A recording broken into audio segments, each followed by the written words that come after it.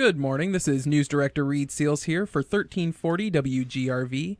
I'm here with Greene County Mayor David Crum to have our monthly interview. Good morning, Mayor Crum. Good morning, Mate Reid. Good morning, Greene County.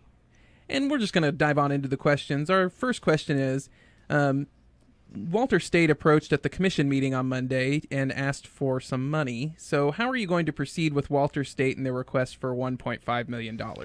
It's going to kind of go into, we have several capital projects, and I've talked about these for several months about the problems we have with our antenna and our radio systems at the highway, building zoning, and animal control, that communications, that we've got issues there, our telephone systems.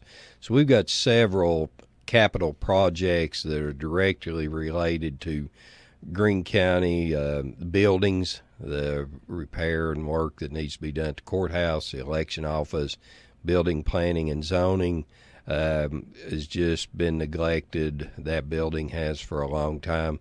So we have a lot of needs ourselves. So it will be put in with all those other capital projects, and the commission then will kind of pick and choose those that they may be able to fund or to look at. So it'll kind of be in a big picture type thing that as we discuss and get down a little bit more into the budget process, we'll kind of look at that.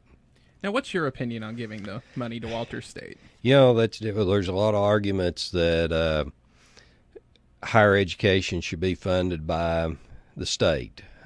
Walter State, we're going to have a lot more of our community with the Tennessee Promise, Tennessee Reconnect. Adults can go back for training. But we also need to fund the Center for Technology, the Greene Center, because that's where you can get a lot of hands-on training and that. So do go to a lot of things. And I'm kind of probably not answering your question directly, but we have some Workforce Innovative Opportunity Act that helps does training. The Walter State oversees that program that comes up into here, and I think the GED is going to be done at the Walter State campus. So there's a reason Walter State is important to our community, but like I say, there is a lot of argument that funding should come at the state level. So we'll kind of have those discussions a little more in the weeds as we go along. We'll kind of do it as what the community, I think, wants. So I'd suggest, and I try never say this, call your commissioner, but as you see them out, they're part of your community, talk to them, talk to me, and when you see me out and other elected officials, let us know your opinion on it, because we want to respond to what the community feels is important to provide funding and goals in the future for what we do here. Any update on the courthouse repairs? They worked a lot over the weekend. We kind of had to rattle their chain, as they say, a little bit. Felt they were moving way too slow, that we wanted that done, and so they actually worked over this past weekend, took the chillers and those units off and did the repairs they need there. So with a little bit of good weather, they're progressing, and we're staying after them to get that finished. And it's one of those things that I tell people, if you're in construction right now, you want dry weather, but if you're farming, you want the hay and everything to grow, that you want rain. So if we could somehow pick and choose our pockets of rain, but we're moving along on that. But there's a lot of repairs going to be needed at the courthouse to take care of the 20 years of water damage that's been done. And if you get a chance, stop in the courthouse, look at some of those ceiling tiles in the areas that have got damage that we're going to have to fix from the top down.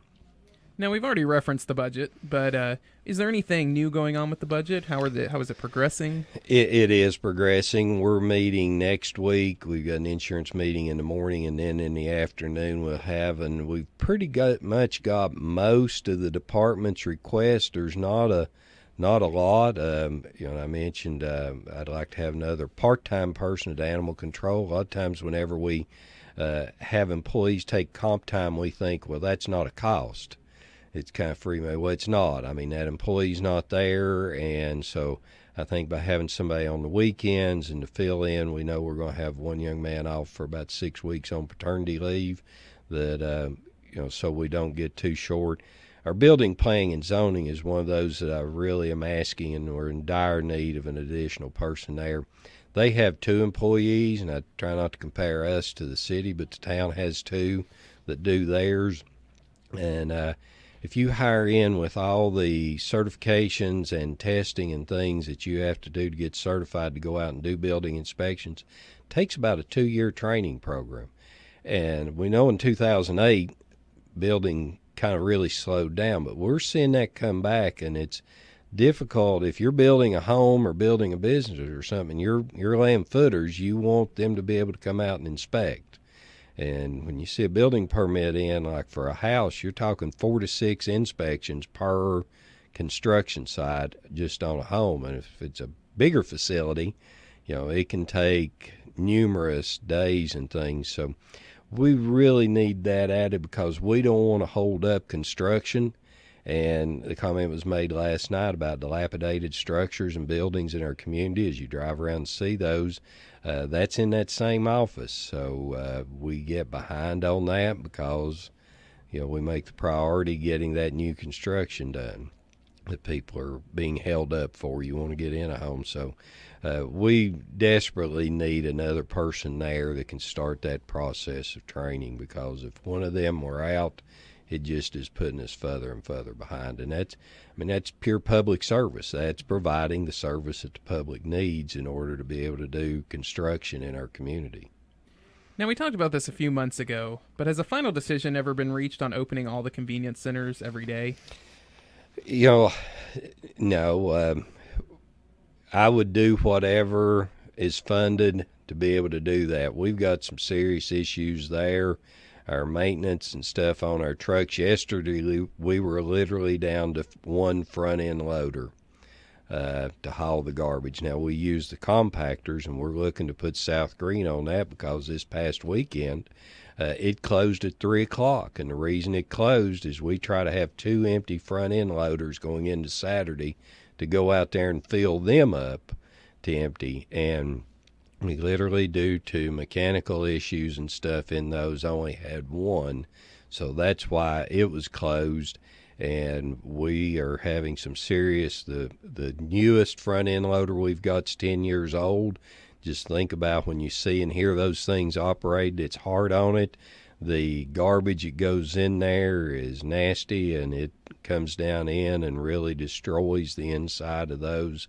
So we've got some serious issues there, and those are expensive trucks to buy. I mean, you're talking like just $220,000 plus for those, and so we've got some needs there.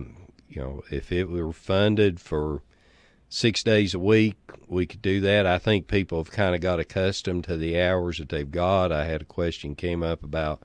And I go back to South Greene, like opening it's closed 2 days a week. And somebody said, well, but you passed a bus on your way to town there. I think that's Amity Road, and it opens at 6 o'clock. So, kind of the thought is if we can divert some there, that it kind of takes a load off of South Greene a little bit. So, would be, but I think people have kind of got accustomed to those hours and know when they're open. And the key thing is for us to have the equipment and the processes in place to make sure they're emptied to where they're open whenever the hours are supposed to be open. Well, the Sheriff's Department has been working on the training center behind the workhouse. Can you tell everybody about that? Sheriff Hankins updated us at the commission meeting on Monday, but he did. That's part of the training they do to help in educating inmates that are in there, but the main focus of it is on economic development, actually, that aspect of training inmates that have gone down to DTR to work, that are generating revenue for themselves, but also paying off court costs and fines and things, and they're able to leave jail not unemployed, but with a job, with some hope, and to be able to do so.